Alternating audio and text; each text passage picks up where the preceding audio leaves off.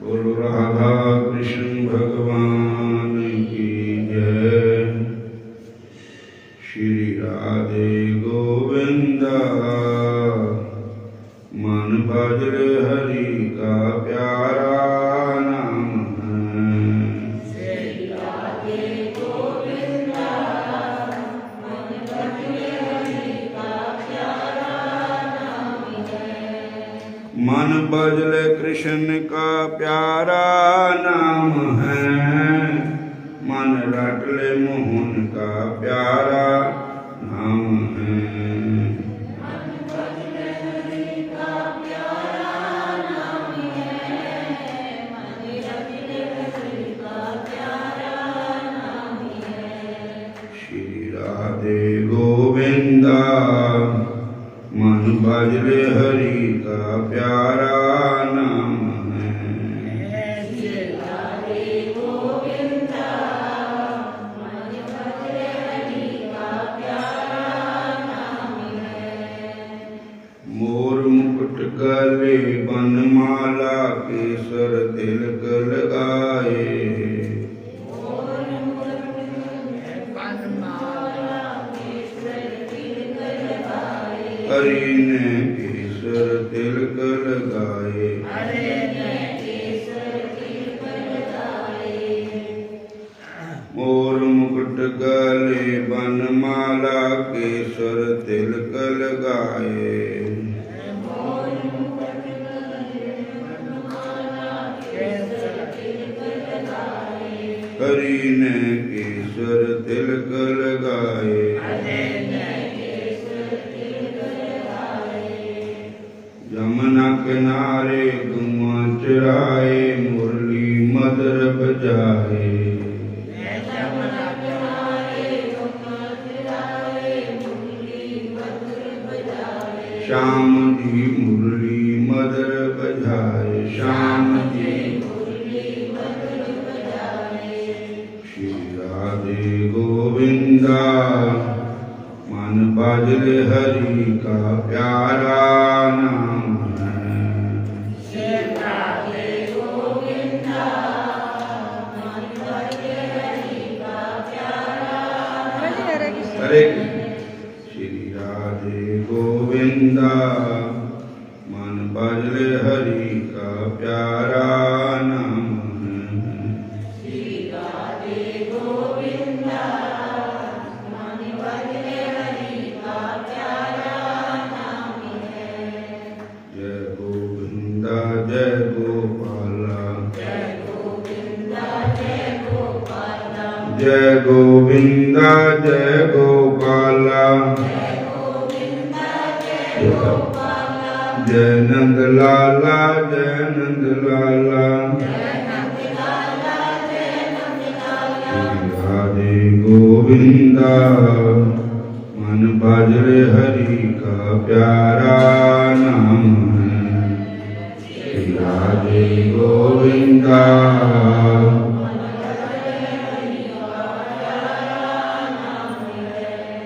श्री राधे गोविंदा मन भजले हरि का प्यारा नाम है। श्री राधे गोविंदा मन भजले हरि का प्यारा नाम है।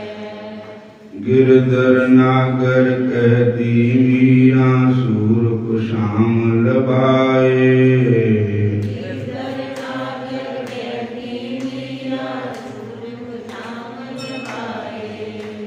सूर को श्याम लभाए। श्याम लभाए।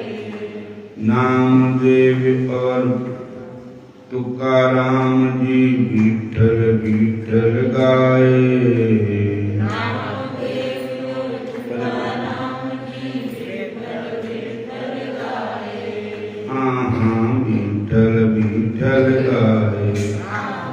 विठल विठल गाए। श्री राधे गोविंदा मन बाजरे हरि का प्यारा नाम है। श्री राधे गोविंदा मन भजले हरि का प्यारा नाम है। गोविंदा मन भज ले हरि का प्यारा नाम श्री राधे गोविंदा मन भज ले हरि का प्यारा नाम है। गोविंदा जय गोपाला गोविंदा जय गोपाला गोपाला भज नंद लाला गोपाला भज नंद लाला। श्री राधे गोविंदा मन भज ले हरि का प्यारा नाम श्री राधे गोविंदा मन भज ले हरि का प्यारा नाम है। राधा शक्ति बिना न कोई श्याम का दर्शन पावे राधा शक्ति बिना न कोई श्याम का दर्शन पावे। आराधन कर राधे राधे खाना पागाया आराधन कर राधे राधे खाना भागाया रे। श्री राधे गोविंदा मन भज ले हरि का प्यारा नाम है। श्री राधे गोविंदा मन भज ले हरि का प्यारा नाम है। श्री राधे गोविंदा मन भज ले हरि का प्यारा नाम है। श्री राधे गोविंदा मन भज ले हरि का प्यारा नाम है। श्यामा आप बसो वृंदावन में मेरी उम्र बीत गई गोकुल में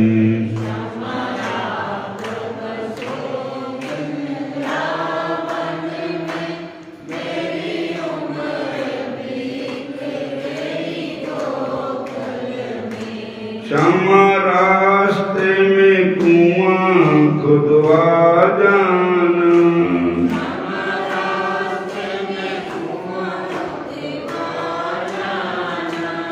उसमें रेशम की डोरी लगा जाना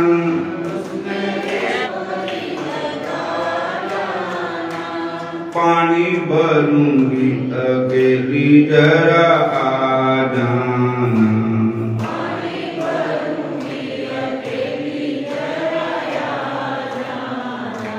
श्यामा आ जाना दर्श दिखा जाना श्यामा आ जाना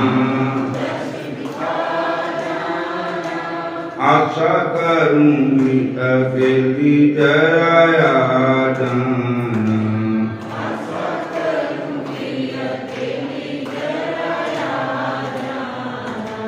श्यामा रास्ते में बाग लगा जाना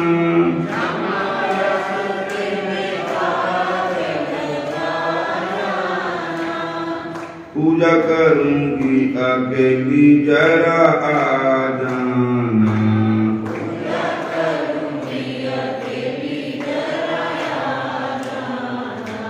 फूल तोड़ूंगी अकेली जरा आ जाना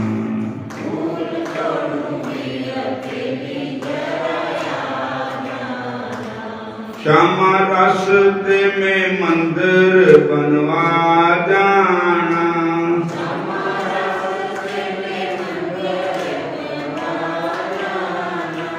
दर्शन करूंगी अकेली जरा आ जाना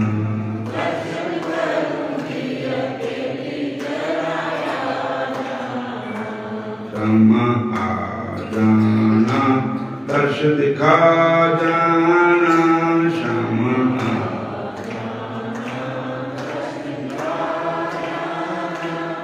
श्यामा आ जाना दर्श दिखा जाना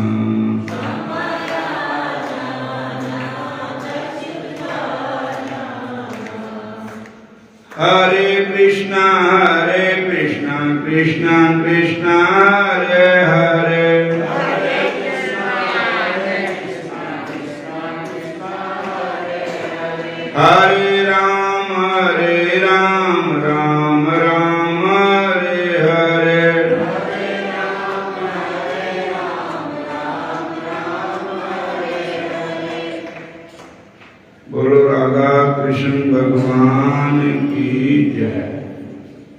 श्याम सुंदर भगवान की जय।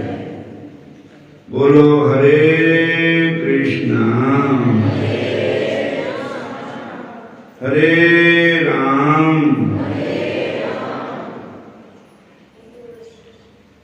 श्री सूत जी महाराज कहते हैं, हे शौनकादि ऋषियों, इधर नारद जी युधिष्ठिर को उपदेश देते हैं, उधर अर्जुन द्वारका में थे। अपने जनों और श्री कृष्ण से मिलने के लिए गए थे। बहुत समय बीत गया परंतु अर्जुन लौट कर नहीं आए। युधिष्ठिर को लगा कि उसी अभी तक अर्जुन लौट कर क्यों नहीं आए। हरे कृष्ण। युधिष्ठिर को संसार बड़ा विचित्र सा लगने लगा। गर्मियों में गर्मी नहीं पड़ती, सर्दियों में सर्दी नहीं पड़ती, वर्षा ऋतु में बरसात नहीं होती थी। लोग अपनी जीभ का पाप कर्म से चलाने लगे और उसको भी कर्म का ही रूप दे।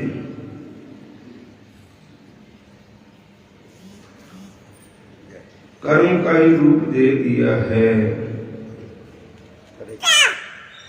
युधिष्ठिर सोचने लगे कि मेरे राज्य के लोग भगवान से बेमुख हो गए हैं। लोगों में धर्म नहीं रहा। लोग धर्म और ईश्वर का प्रयोग भी अपने मन की रक्षा के लिए करने लगे हैं। अब लोग धर्म और ईश्वर के नाम से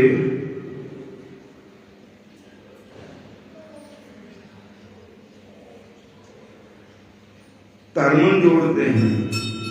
बड़े बड़े परमात्मा कथा कह रहे हैं, वे धर्म के नाम पर ईश्वर के नाम से मन ही तो जोड़ रहे हैं। वे कलयुग की पहचान है कि भगवान की प्रसन्नता के लिए धर्म नहीं करते, दूसरों को दबाने के लिए धर्म करते हैं। युधिष्ठिर सोचते हैं कि कोई बहुत बड़ा उपद्रव होने वाला है। लोगों के मन में काम, क्रोध, लोभ, मोह, सत्य बहुत जम गए। भाई भाई आपस में लड़ते हैं, भाई भाई में प्रेम नहीं, मित्र मित्र में आपस में लड़ाई हो रही है, मित्र मित्र में प्रेम नहीं। और बेटे का माता पिता में प्रेम नहीं, भाई बहन का प्रेम नहीं। समझो घोर कलयुग आने वाला है। चारों ओर अधर्म ही अधर्म फैल रहा है। इधर युधिष्ठिर भीम के पास गए और बोले कि भाई अभी अर्जुन लौट कर नहीं आया।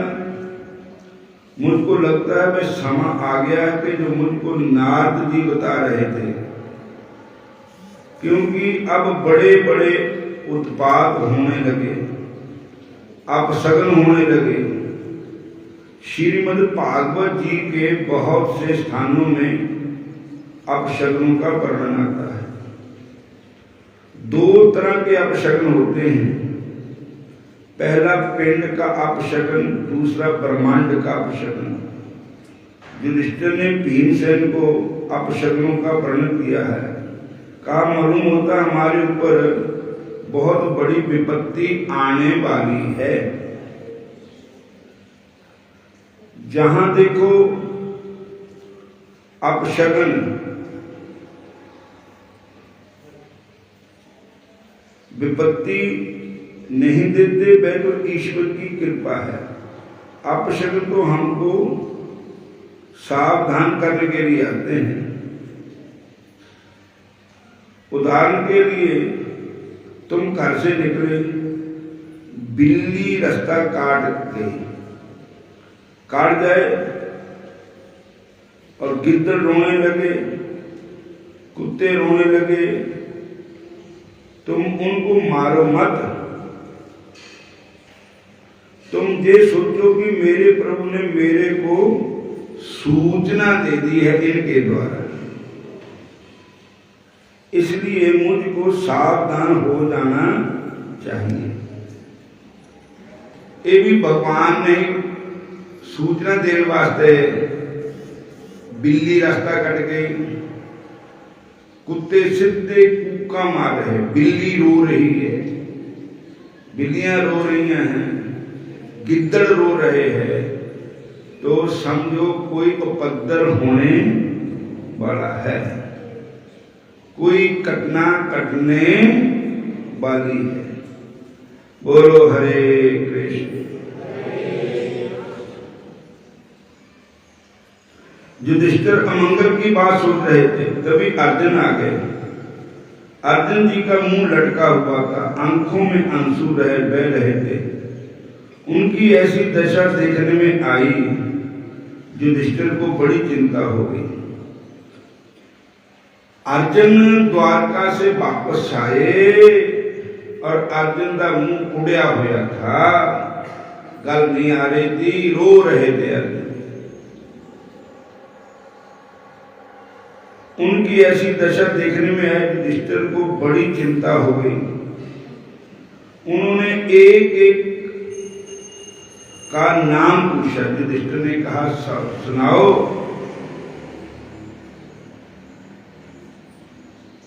वासुदेव की ठीक है, माता देवकी ठीक है, और रानियां ठीक है, श्री कृष्ण जी ठीक है। अर्जुन को पूछा कि अर्जुन द्वारका से आए। अर्जुन की दशा देखकर बोले, हे अर्जुन, सच बता क्या हो गया है?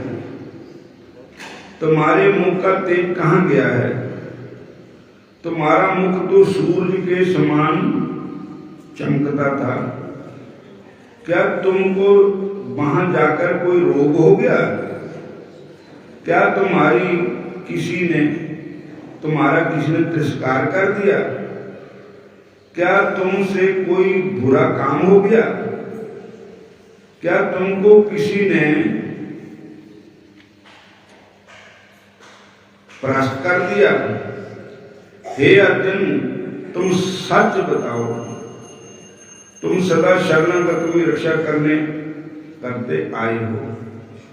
किसी भी बालक, ब्राह्मण, गौ माता, किसी अबला औरत या अन्य किसी प्राणी का जो तुम्हारी शरण में आया हो, तुमने त्याग तो नहीं कर दिया? तुम्हारा मुख निस्तेज क्यों हो गया?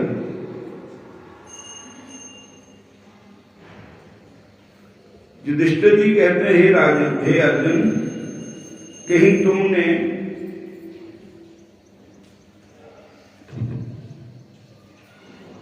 अब मैं स्त्री के साथ समागम तो नहीं किया, अथवा गमन करने योग्य स्त्री के साथ तिरस्कार पूर्वक समागम तो नहीं किया? कहीं मार्ग में अपने से छोटे या बराबरी वाले ने तुमको हरा तो नहीं दिया? ऐसा युधिष्ठिर जी महाराज अर्जुन से पूछते हैं, कहते हैं, और तुरंत ही उनके मन में आया, ना ना, मेरा अर्जुन ऐसा नहीं कर सकता। वो धर्म को जानने वाला है, सनातन धर्म का बेटा है, उसे इस प्रकार का अपराध नहीं हो सकता। मैं तो इंद्रजीत है, काम तो उसने जीत लिया है, वो तो इंद्रजीत है, काम तो उसने जीत लिया है, वो धर्म के विरुद्ध कभी कोई आचरण नहीं कर सकता। हरे कृष्णा हरे कृष्णा हरे कृष्णा। अर्जुन को युधिष्ठिर जी पूछ रहे हैं कि आपकी उदासी का कारण क्या है? आप द्वारका से आए पर खुश नहीं है, उदास ही उदास नजर आ रहे हैं। बोलो हरे कृष्णा।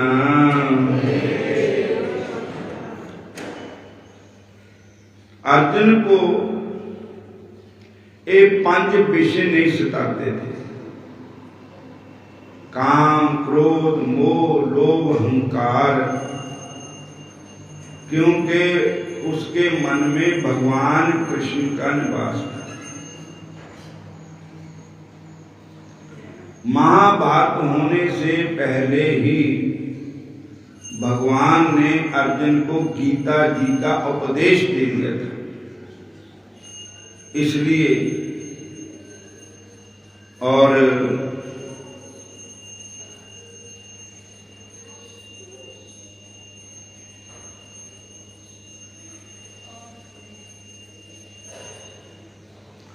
तो पूछा महाराज, एवं कृष्ण सख कृष्णो प्राता रह गया अविकल्पता ना नाशात कास्पदम रूपम कृष्ण विश्लेष आकर्षित। सूजी कहते हैं, मुनियों, भगवान के प्यारे सखा अर्जुन पहले ही श्री कृष्ण के विरह में दुखी हो रहे थे। उस पर युधिष्ठिर जी ने उनके विषद ग्रस्त मुद्रा देखकर उसके विषय में नाना प्रकार की आशंकाएं करते हुए प्रश्नों की चढ़ी लगा दी। भगवान के विरह में पीड़ित होकर उनके उपकारों को ध्यान करते करते अर्जुन की आंखों से इतने आंसू निकले कि जो भी उनके हृदय में संसार का कोई भी संस्कार रह गया था वो भी धूमिल हो गया। श्री कृष्ण फिर श्री कृष्ण द्वारा उपदिष्ट गीता का ज्ञान प्रकट हो गया, जो अब तक बहुत समय बीत जाने, कर्म में लग जाने और त्रिगुण माया के कारण भूल गया था। परंतु जब अर्जुन के हृदय में भक्ति का उदय हुआ तो वह एक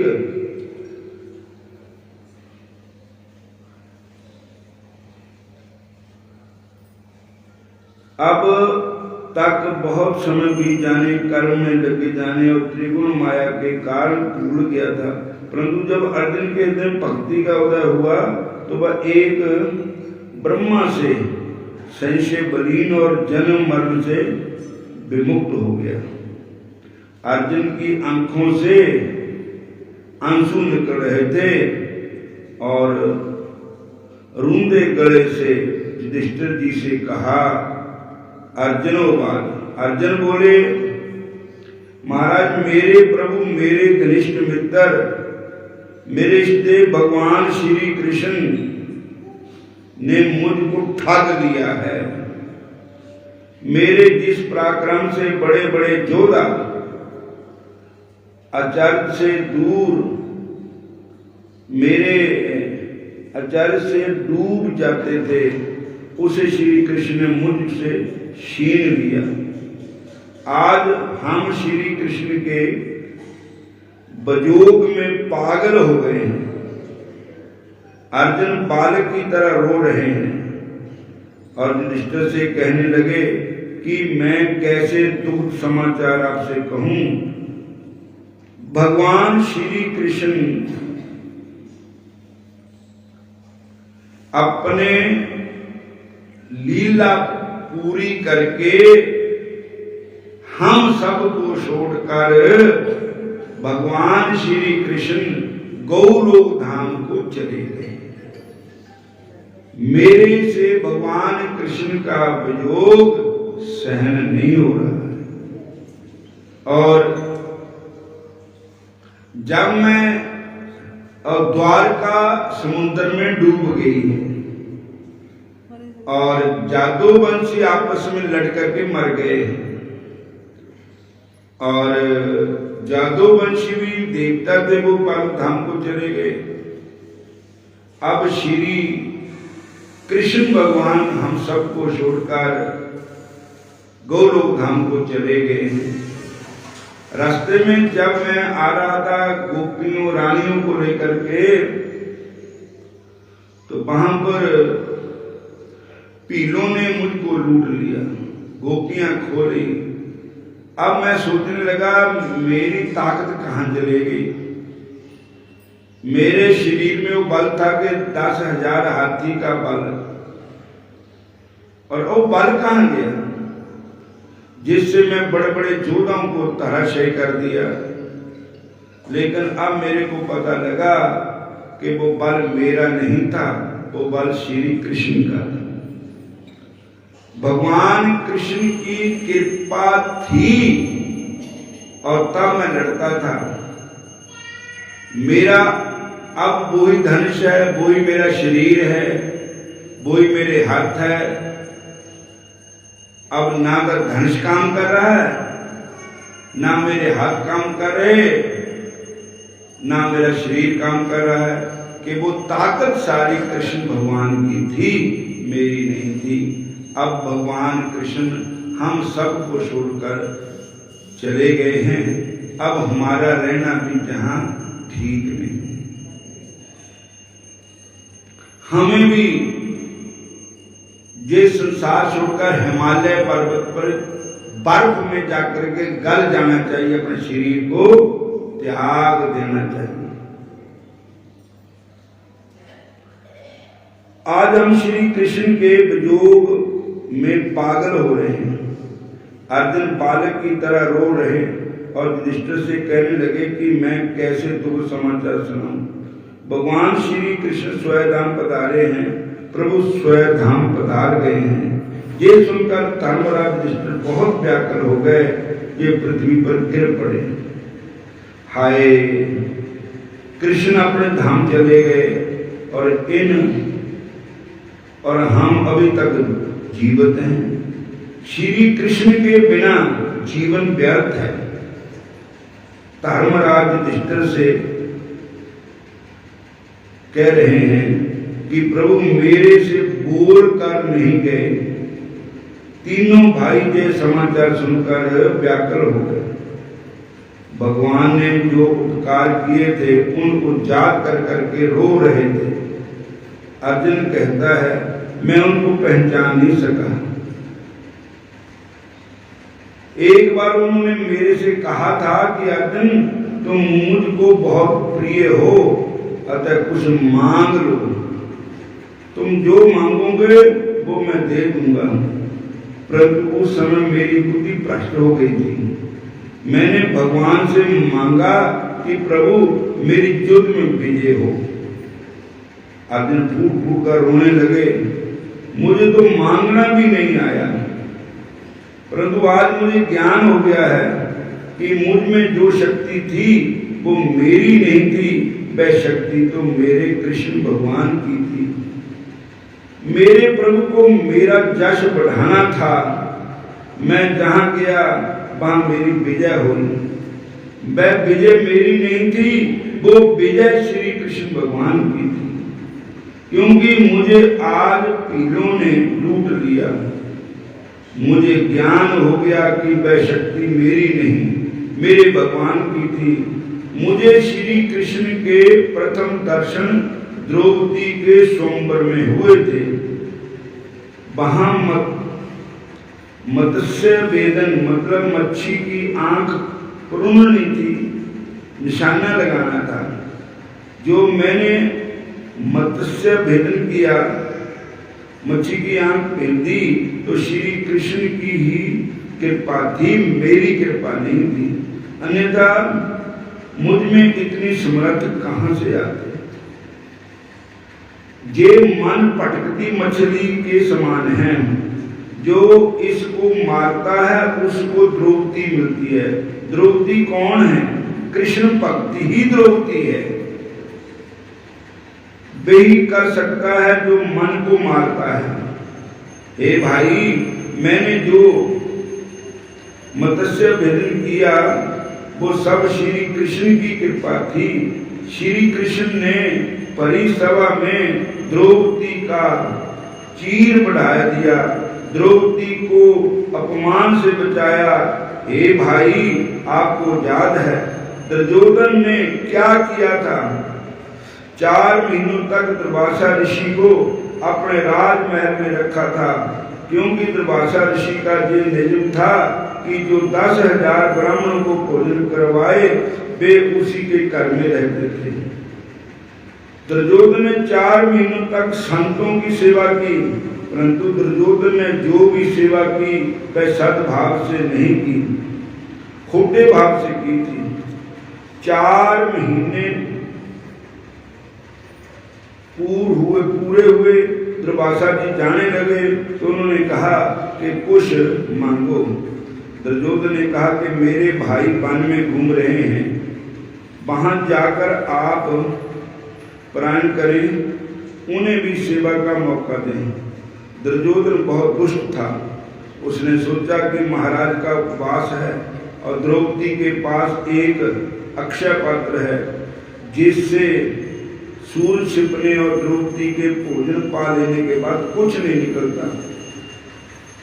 इन ब्राह्मणों को वहां तक पहुंचने में देर हो जाएगी और तब तक द्रौपदी भोजन कर चुकी होगी, फिर अक्षय पात्र से कुछ भी नहीं निकलेगा, संतों को भोजन नहीं मिलेगा तो शाप दे देंगे और पांडवों की दुर्गति होगी। जब दुर्वासा ऋषि वहां पहुंचे, पांडवों उन्होंने कहा कि महाराज सेवा दर्शो, उन्होंने कहा हम भोजन करना है। तो उस समय जंगल था, वनवास में थे पांडव और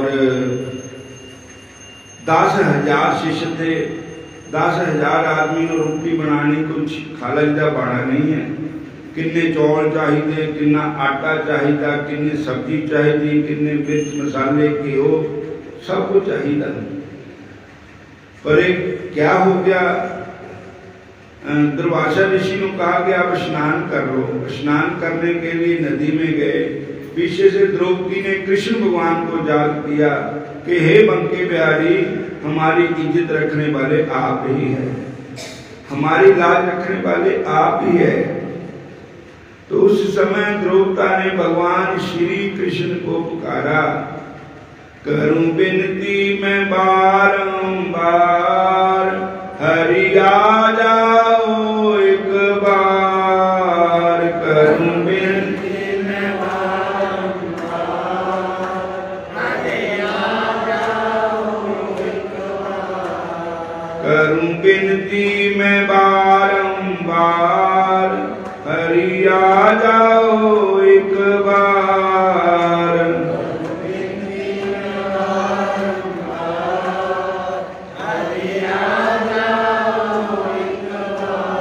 मेरी नैया बड़ी मजेदार, हरि आ जाओ एक बार। मेरी नैया बड़ी मजेदार, हरि आ जाओ एक बार।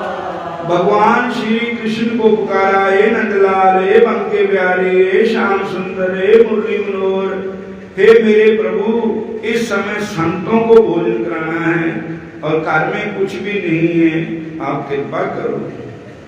तब बंके बिहारी आ गए। भगवान कृष्ण कहने लगे, बहन जी मैनू भी भूख लगी हुई है, कुछ दो। द्रौपदा नूं कहा,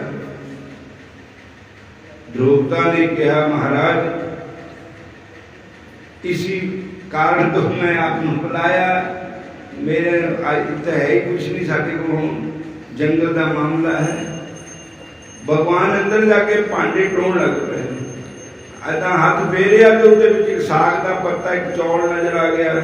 भगवान ने मुंह पाया ते खाधा कृष्ण भगवान ने, ते रज गए साधु संत महान। सब महापुरुष उधर ही कह लगे भी असी तो इदा लगता भी 36 प्रकार के पदार्थ खा ले और हुण तो भुखे है नहीं सानू, चलो इधरों निकल जाते, नहीं तो सानू नहीं बोलो रोटी नूं कहना। तो निकल गए उधर ही, पता लगे संत बाहर बारी चले गए। तो फिर पंजे पांडव जाके चरनी पड़े, महाराज आ चलो घर नूं चलो, कुटिया नूं चलो। कहते सन रोटी नूं तो नहीं कहोगे, कहते क्यों महाराज तुसी चलो तो सही। कहते दसो तुहाडे घर कोई आया, कहते होर के नाना साडे बन के बिहारी आए थे साडे घर। बोलो हरे कृष्णा। कहते उन्होंने कुछ खाया, कहते उन्होंने एक साग का पत्ता ही खाया। कहते बस खाधा उन्होंने, पेट साडे भर गए, असी तो फुल हो गए वे, हुण साडी वड्डी रूह नहीं करती, खानी तो एक पासा रोटी देखने को जी नहीं करता। और कहने चलो असी दर्शन करने बांके बिहारी दे। तो श्री कृष्ण भगवान को सारे महापुरुष भी आए।